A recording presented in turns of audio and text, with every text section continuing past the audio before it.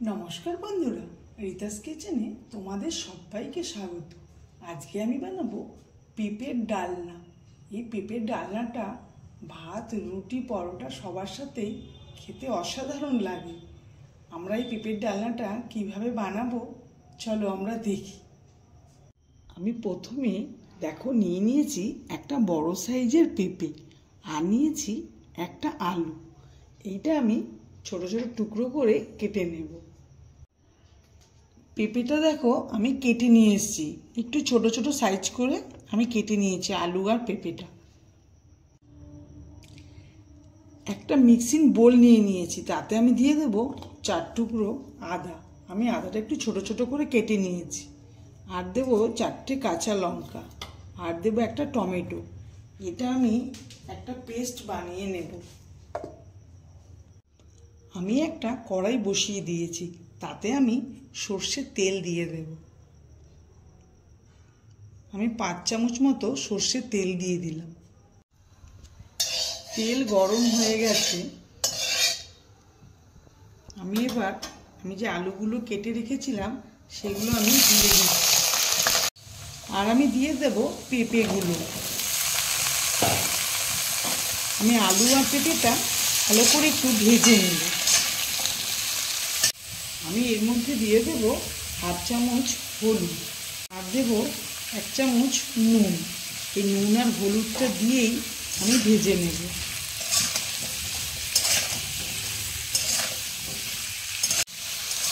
এই ভাজাটা হতে হতে আমি একটা পেস্ট বানিয়ে নেব।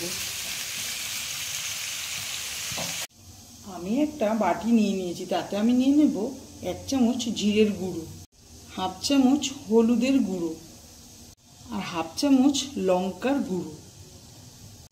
আমি এতে সামান্য জল দিয়ে আমি এটা গুলিয়ে নেব। আমার পেস্টটা তৈরি করা হয়ে গেছে। ভাজাটা আমার অনেকটা হয়ে গেছে, আমি এটা তুলে নেব।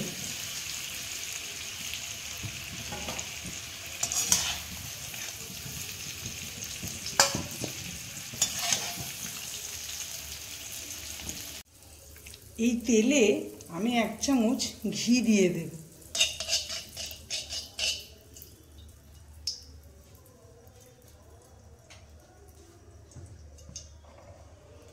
আর আমি তাতে ফোড়নে দিয়ে দেব 1 চামচ জিরে, একটা তেজপাতা, একটা শুকনো লঙ্কা, আর গোটা গরম মশলা। আমি এটা ফোড়নে দিয়ে দিলাম।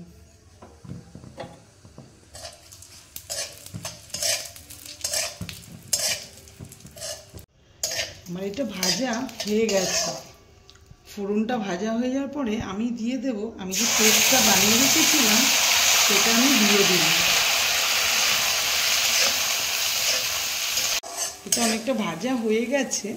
আমি এবার যে আরেকটা পেস্ট বানিয়ে রেখেছিলাম আমি সেটা এর ভেতরে দিয়ে দিলাম, দিয়ে আমি ভেজে নেব। মশলাটা আমার ভাজা হয়ে গেছে। মশলাটা থেকে তেল ছেড়ে দিয়েছে। আমি এবার ভেজে রাখা পেঁপে আর আলুগুলো দিয়ে দিচ্ছি, দিয়ে আমি মশলার সাথে মিশিয়ে দেব।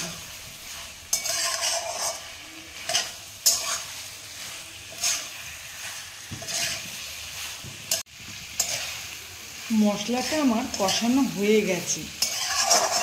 পেঁপে আলুগুলো খুব সুন্দরভাবে মশলাটা লেগে গেছে। আমি এবার এর মধ্যে গরম জল দিয়ে দেব। আমি গরম জল দিয়ে দিচ্ছি।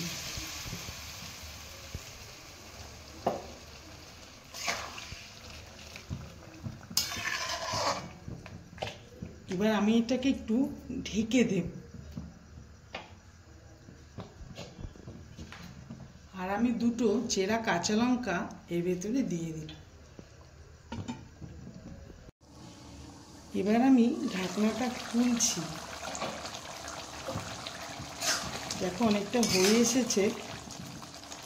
আমি একটা পেঁপেকে কেটে দেখছি, পেঁপেটা সেদ্ধ হয়ে গেছে। আমি এতে চিনি দিয়ে দেবো 1 চামচ। এটা যেহেতু নিরামিষ রান্না, একটু চিনি দিলে ভালো লাগবে, তাই আমি চিনি দিয়ে দিলাম।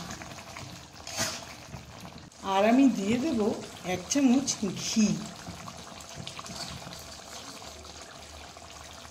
ঘি দিয়ে একটু নেড়ে আমি এটা একটু ঢেকে দেব। আমি ঢাকাটা খুলছি। রান্নাটা আমার হয়ে গেছে, একটু ঝোলঝোল মতো থাকবে, পরে এটা টেনে নেবে। যেহেতু আলু আছে, রান্নাটা যদি তোমাদের ভালো লেগে থাকে আমার চ্যানেলে সাবস্ক্রাইব করার জন্য অনুরোধ রইল, আর লাইক কমেন্ট শেয়ার করুন।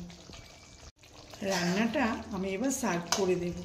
ভিডিওটা সম্পূর্ণ দেখার জন্য তোমাদের অসংখ্য ধন্যবাদ।